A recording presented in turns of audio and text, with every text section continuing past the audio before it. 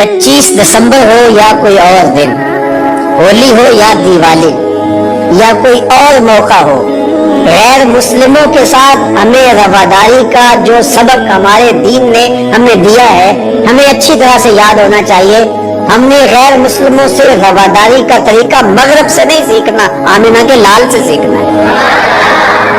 تو ہمیں کبھی بھی اس عقیدے سے انحراف نہیں کرنا چاہیے۔ ہمارے آیان اقتدار، ہمارے کار پردار ذمہ دار حکومتوں کے تخت و تاج کے مالک مختلف ادوار کے اندر ایسے فول کر جاتے ہیں کہ جو شریعت کی دھجیاں اڑانے والی بات ہوتی ہے اور اس کو رواداری کے نام پہ کر رہے ہیں۔ ان کے ساتھ رواداری کا یہ مفہوم نہیں ہے کہ جا کے جو ہے وہ ان کے بتوں کی آپ تعظیم کریں اور ان کے اوپر چڑھاوا چڑھائیں یا پرساد جا کے ان کی کھائیں، یا اسی طرح جو ہے وہ کرسمس ڈے کے اوپر ان کی تقریبات کے اندر اس طرح شامل ہوں کہ ان کے مذہبی شعار کو آپ جو ہے وہ اختیار کر رہے ہوں، تو یہ ہمارا دین اس کی اجازت ہے۔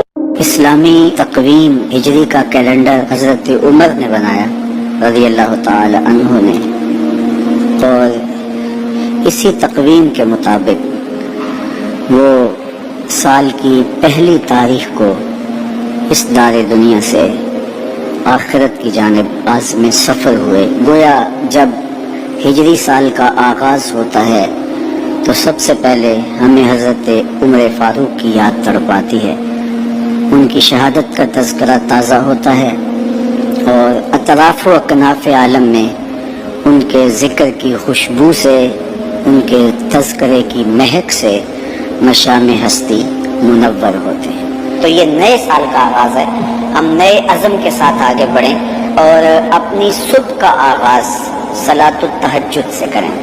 تہجد کے لمحے اللہ کی رحمتوں کے نزول کے خاص لمحے ہوتے ہیں۔ میرے بزرگ فرمایا کرتے تھے کہ باطن کی صحت کے لیے تہجد کی نماز بہت ضروری ہے، اور جسم کی صحت کے لیے صبح کی سیر بڑی ضروری ہے۔ تو یہ دو چیزیں جو ہے وہ بہت ضروری ہیں۔ تو بالخصوص یہ بچے جو ہیں، جب اس عمر میں ان کی عادت پختہ ہو جائے گی تو یہ زندگی کی آخری سانس تک باقی رہیں گی۔ میرے بزرگ فرمایا کرتے تھے کہ مجھے تہجد کا عادی میری ماں نے بنایا۔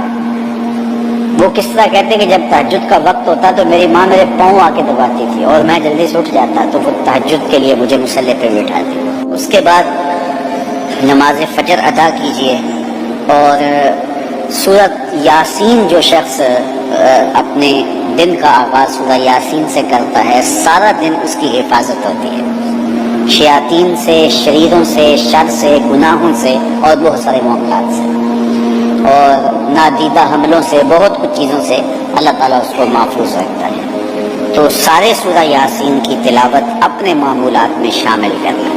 نماز فجر کی ادائیگی کے بعد آپ ہلکی پھلکی ورزش ضرور کیجئے۔ جو کبھی مومن ہے، طاقتور مومن ہے، کمزور مومن کی نسبت اللہ کو زیادہ محبوب ہے، تو طاقتور مومن، کبھی مومن، یہ مطلوب ہے شریعت کا اور یہ مقصود ہے شریعت کا۔ پھر سونے سے قبل سورۃ الملک ایک مرتبہ ضرور پڑھیے گا۔ جس طرح سورہ یاسین پڑھتے ہیں تو سارا دن آپ کی حفاظت رہتی ہے، اور سورہ ملک اگر پڑھتے ہیں تو ساری رات آپ کی حفاظت رہتی ہے، اور سورہ واقعہ ایک مرتبہ یہ زندگی میں معمول بنا لیں، کیونکہ ہمارے جو معاشی مسائل ہیں اس کا بہترین روحانی حل سورہ الواقعہ ہے۔ سورہ الواقعہ کی تلاوت کرنے والا کبھی بھی کنگال نہیں رہتا۔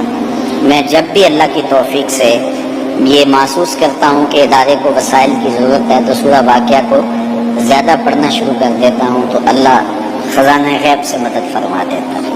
اور جب بھی کبھی میں جاتا ہوں حرمین طیبین میں حاضری کے لیے تو سورہ واقعہ کی تلاوت میں لازمی کرتا ہوں، اس نیت سے کہ اللہ اس کی برکت سے، وہاں چونکہ 1,00,000 کے بدلے میں جو ہے وہ ثواب ہے، تاکہ جو ہے وہ زیادہ سے زیادہ اللہ تعالیٰ وسائل عطا فرمائے۔ تو یہ ساری جو بہاریں آپ کو نظر آ رہی ہیں، اس میں بہت سارا حصہ سورہ الواقعہ کا ہے۔ جس معاشرے میں ہم جی رہے ہیں یہ ناہموار معاشرہ ہے، یہ ہمارے خاندانی نظم ہو تو وہاں بھی عجیب سی بولی اور عجیب سی لینگویج ہوتی ہے، اور ہمارا دیہاتی کلچر بھی، ہمارا شہری کلچر بھی، وہ بھی عجیب سا ہوتا ہے۔